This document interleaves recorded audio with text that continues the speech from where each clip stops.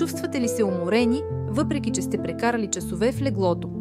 Качественият сън е ключът към доброто здраве и продуктивността.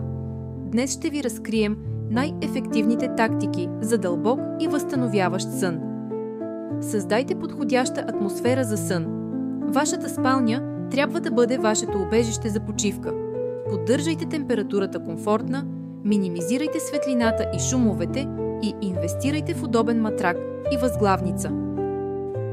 Създайте си вечерен ритуал.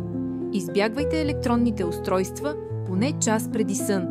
Вместо това, създайте релаксираща рутина, четене, топла вана или лека медитация. Изберете леки храни за вечеря. Кофеинът и тежките храни късно вечер могат да нарушат съня ви. Опитайте се да спрете приема на кофеин след обед и избягвайте обилните храни преди лягане. Спазвайте редовен график за сън. Тялото ви обича рутината.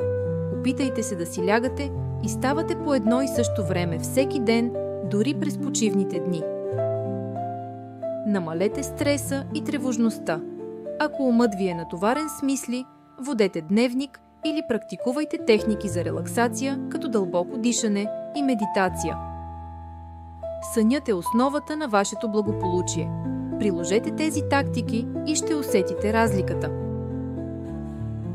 Ако видеото ви е било полезно, не забравяйте да го харесате и да се абонирате за още полезни съвети.